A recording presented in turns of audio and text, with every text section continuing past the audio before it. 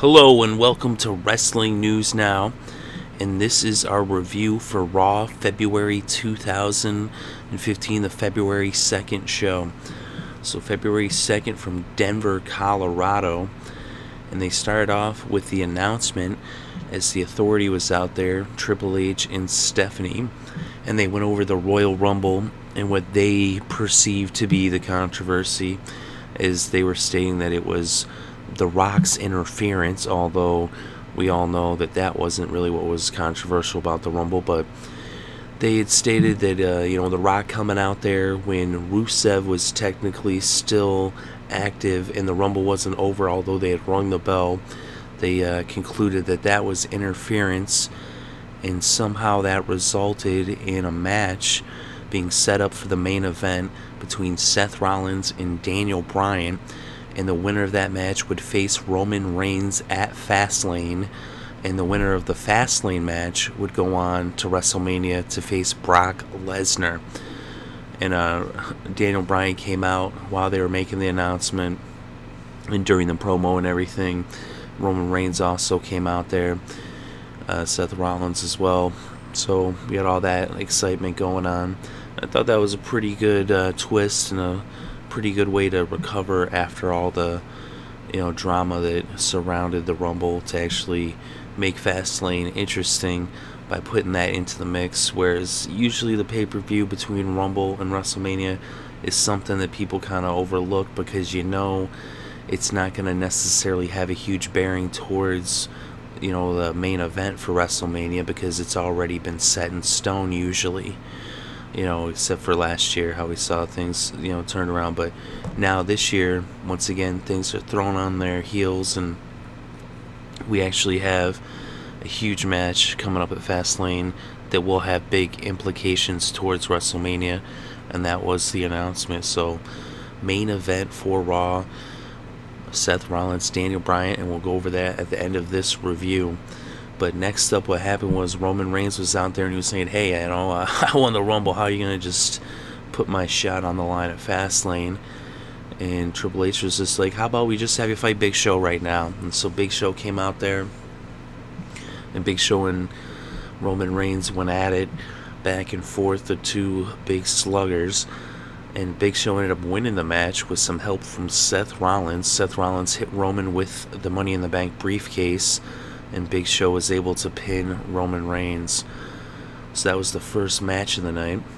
And then they cut to Triple H and Stephanie. They had a little promo where they coined Daniel Bryan as the Beard, and they were just going on about how they had manipulated everything, and then that they knew as soon as they said something about a controversy and a possible change in the main event for WrestleMania, Daniel Bryan came right out, and then Roman Reigns came out and everything. So the Authority seems to be pulling their strings, and they have some set plan. Of course, that plan would include Seth Rollins, and that was the main event, and so we'd see that later on. But that was setting up for that, as well as for other little things down the road. But then they had Curtis Axel come out.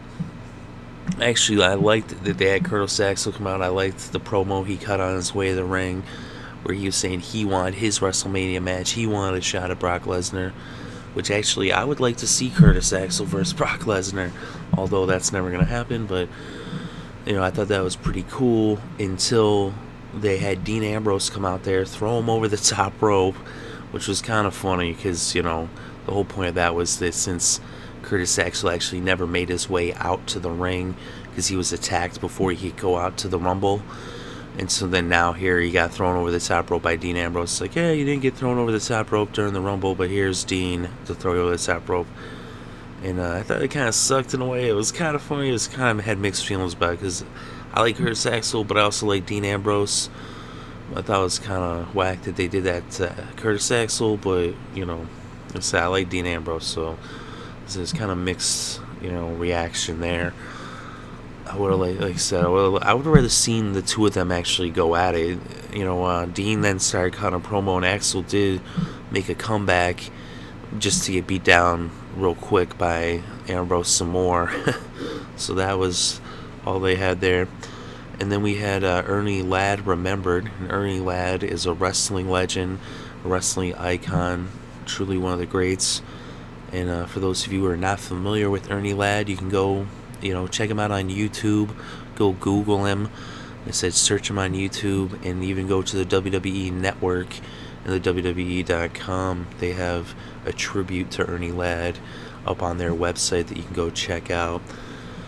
So then we had the Ascension versus Goldust and Stardust, and Goldust and Stardust, they've been having their troubles as of lately. In the Ascension, newly up from NXT, they've got that new look, as they've now put them in Legion of Doom colors for some reason.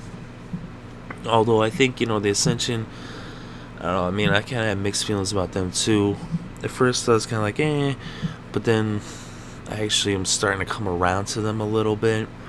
At least, hey, there's nothing wrong with having more tag teams. The tag team division for a long time has been neglected, so it's good to see more tag teams coming up regardless.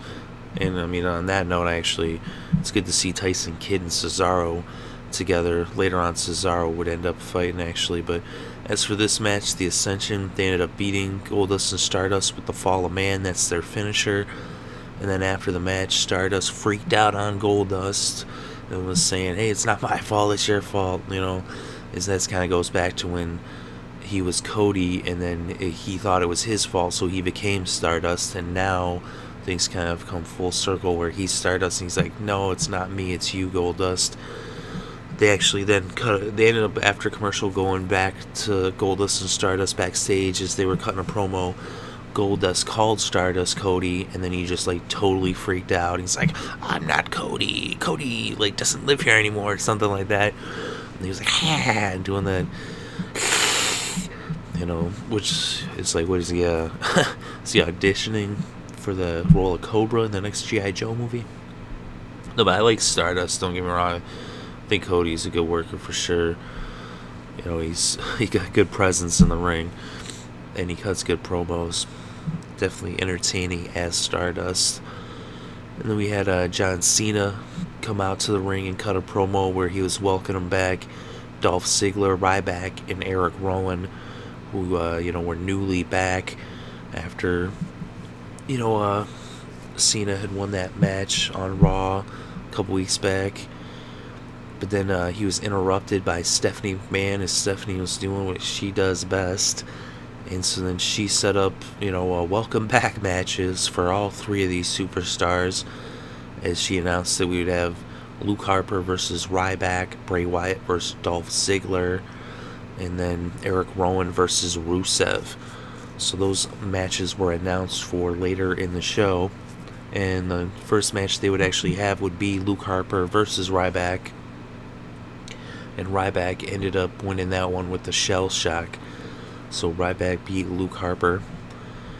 And then, which, I mean, you can't really be too surprised to see them do that. Of course, they're going to be giving Ryback a push, with him newly back on the roster and everything. And you could see they're ready for another push with Ryback. I actually thought he cut a pretty good promo a few weeks back there, when his promo that was kind of in response to the CM Punk, podcast on Art of Wrestling. And of course, I'm a huge CM Punk fan and, Art of Wrestling fan. But still, I thought Ryback did a pretty good job in the promo that he cut in response to it. He actually could finally, for once, connect with him. So CM Punk, by calling out Ryback as being a bad worker, he actually ended up bringing the best out of Ryback on the mic, which was something that Ryback had struggled with for a long time. But as it were here in this match, he beat Luke Harper, not too surprised. I like Luke Harper, though. I think makes a really good heel. But then we had Cesaro versus Jimmy Uso. And, as we had, Cesaro and Tyson Kidd have been feuding with the Usos.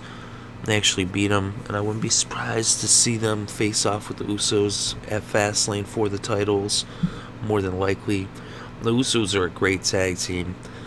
And Cesaro and Kidd, though, you got to give them some credit, as they've really been shining since they've come together as a tag team. They work really well together. I think they're two really excellent singles wrestlers. And it's nice to see them get some kind of push, even if it is as a tag team. But I mean, the way they work together as a tag team, they have a really good, flow. Their moves work really good together. It's pretty seamless, and that's something that you don't necessarily see, but you could tell that they've worked, long, hard hours at wrestling to perfect their craft to where the flow of their matches is, pretty impressive, especially for two guys who haven't necessarily been a team for that long or necessarily tag team wrestlers, although they've kind of bounced back and forth. But I mean, the Usos, though, are one of the best tag teams, in my opinion. They're right up there with the greats. But anytime these guys get in the ring together, it's going to be entertaining. Usos versus Cesaro and Kid. This was a singles match, though, Jimmy Uso versus Cesaro. And in the result, Jimmy looked like he was going to pull it out. He got the stink face. He went to the top rope. But then Tyson Kidd distracted him long enough to where Cesaro was able to catch Jimmy Uso, in midair with the uppercut as he was going for the splash. And he hit him with that uppercut, and that was it. And so he got the pin. They said they've been kind of, picking up wins against the Usos, so it looks like maybe Cesaro and Kid might get the belts, or at least they're definitely looking like, formidable opponents, that's for sure. But then we had Miz and Mizdow cut a promo, and so in the promo, Miz, he's all upset that the Mizdow is more popular than him, and so he told him that he was banned from doing his, miming or mimicking, however you want to call it, from doing the stunt job that he does outside the ring. So he told him, you're not going to do any more stunts, you're just going to stand still outside the ring. Of course, they wouldn't, Miz wouldn't have his match for a couple matches later, but that's when they cut that promo. And then we had Bray Wyatt versus Dolph Ziggler. So we had the Show Stealer versus the Eater of Worlds, and this is a great match. Something you would expect to see actually on a pay-per-view, but really Raw is like a pay-per-view every week. And that's something, sometimes I think people forget about that, of the quality of what Raw is that they're putting out on a weekly basis. It's pretty crazy. But this match was definitely a very high caliber match between two of the best young stars in the WWE. Someone had to win, and it ended up being Bray Wyatt. As Ziggler had hit Wyatt with the Famouser, but Bray Wyatt came right out of the Famouser, nailed him with Sister Abigail, caught him by surprise, got the win. And they said it was one of those matches where either way, someone had to win, somebody had to lose, kind of like the Super Bowl, where somebody got to win, and they can't both win. And either way, however the match had turned out, would have been a good match. And I mean, I like Bray Wyatt. I think, I like Dolph Ziggler too, but I would give the edge to Bray. So now we had Paige versus Alicia Fox. That was another, it was a pretty good match. I actually think Alicia Fox is really underrated, but Paige, she's the best. And she ended up getting her. She reversed that tilt-a-whirl backbreaker that Alicia Fox does. She reversed it into a small package, which is a pretty impressive wrestling maneuver. But then after Paige got the victory, the Bellas came out there. Well, they were already at ringside talking a bunch of trash. Although, what was it, Nikki Bella? She's all like, she didn't know how many characters are in a tweet on Twitter. She's like 100 and something. I thought it was common knowledge it was 140, but I guess I'm wrong. Anyway, the Bellas came into the ring, and they, spray painted Paige. Even though it wasn't spray paint, it was spray tan, actually. But it was reminiscent, shades of NWO, but with spray tan instead of spray paint. And so then, of course, I guess that was because Paige is, very pale. But then we had Miz versus Sin Cara, and Mizdow was at ringside, and he had been ordered by the Miz not to, mimic him, not to do his stunt moves. So Mizdow was standing there, standing still, trying to contain himself. You could see he wanted to do the moves, but he couldn't do them, because the Miz said so he was just standing still. And that was the thing that was so crazy, is that the Mizdow was more entertaining standing still outside the ring than the Miz was in the ring. I mean, that's that's pretty bad when someone can show you up by just standing still. And actually, I think that thing is, headed full force towards a match between Miz and Mizdow at WrestleMania 31. Definitely looking forward to that. Very happy that, Damien Sandow's finally gotten over as the Mizdow. You've seen for a long time they had him doing all kinds of silly stuff, but you got to give him credit that he would keep going out there doing whatever they told him, no matter how ridiculous. And he just kept going out there. They had given him that first push as Damien Sandow, but then he was doing all this stuff where he's coming out as a different character every week. But now finally, fans have come around to him as the Mizdow, and it's a good, it's a nice thing to see. But in this match, though, Miz was so distracted with, ordering Mizdow to stand still that Sin Cara was able to get him for a roll-up pin. And Sin Cara's actually, he's been pulling off some of those type of victories lately. He got another one here versus The Miz on Raw. And so that led us to Rusev versus Rowan. And this match, it wasn't even a match, as Rusev just dominated Rowan, just beat him down. It was the critical beatdown, and he put him in the accolade, made him pass out, and the bell had not even been rung yet. So Rusev just tears apart Rowan and made short work of him. And he's looking really strong going into Fastlane, and Rusev is not lost yet. He's never been defeated. He's never been submitted or pinned in the WWE. And technically the only time he ever lost the match was when he got thrown over the top rope by Roman Reigns at the Royal Rumble just a couple weeks ago. Of course, that's not really, it doesn't go on your win-loss record, because, 30 guys in the Rumble, it doesn't really count as a loss. If you don't win, the chances of winning are very slim. That's like 1/3% or whatever. But anyway, so then we had the main event, the match everybody had been waiting for, Seth Rollins versus Daniel Bryan. And I'll tell you, this is a match that could be a main event of a WrestleMania one day. It could have been the main event of WrestleMania this year, but I wouldn't be shocked to see it be a main event of a WrestleMania, maybe WrestleMania 32 or 33, a little preview. These are two of the top performers. They've got a lot of talent, but Seth Rollins is definitely one of the up-and-coming, young heels that they got. He's been around, I know, but he's still got plenty of wrestling left, as he's going to have a pretty long run, barring injury.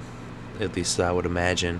And Daniel Bryan, he's kind of a question mark, like how long is he going to be around, but he's definitely, top of his game. He's looking pretty strong coming off of that injury. And, if he can stay healthy, he should have plenty of more years ahead of him, too. So, two of the top talents going at it in the main event. A lot of really good back and forth. It was a real good match, especially for on a free match on Raw. Like, you can't complain with that. Like I said, that was pay-per-view caliber entertainment right there. And they give it to you every week on Raw for free, which is pretty cool. But in the match, J&J Security was out there helping Seth Rollins, and then Big Show, was interfering, and so then you had Roman Reigns come out, and Roman Reigns, he freaking nailed the Big Show with a nasty spear. Like, he went flying. I'll tell you too, Big Show is a big target, so you can really lift off and launch yourself into that guy, right? And he sure did. That was like probably the best spear Roman Reigns has ever done. It was pretty sick. So he kind of got a little bit of a revenge against Big Show for that loss earlier. He nailed him with that spear. Then he went over, boom, super punch Seth Rollins. That set Seth up to where Daniel Bryan hit him with the flying knee. 1, 2, 3. Daniel Bryan wins. Yes, yes, yes.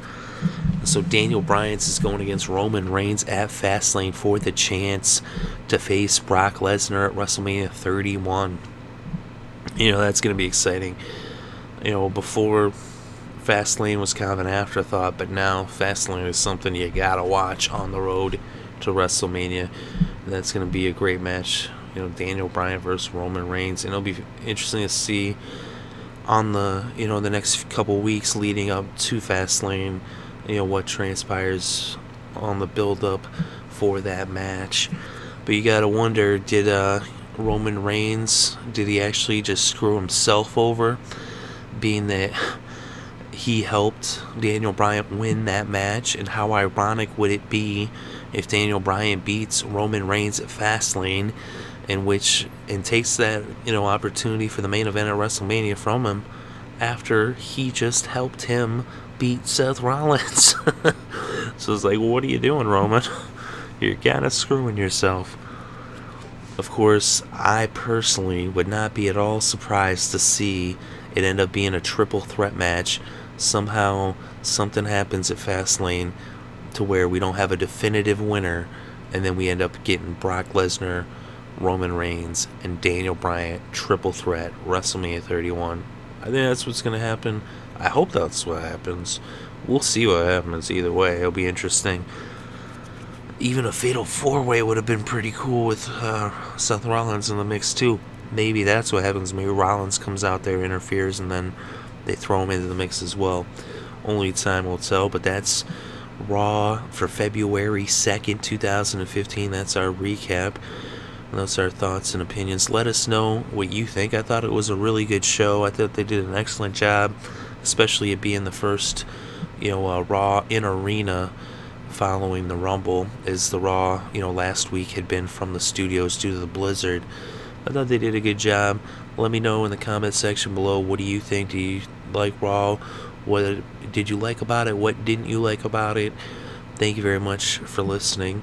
And if you enjoyed the video, go ahead and hit the like button, and make sure to subscribe to Wrestling News Now, as we're going to be bringing you wrestling news all the time, following Raw and the pay-per-views and other events as well. So make sure to check back to the channel. Thanks for watching. Peace.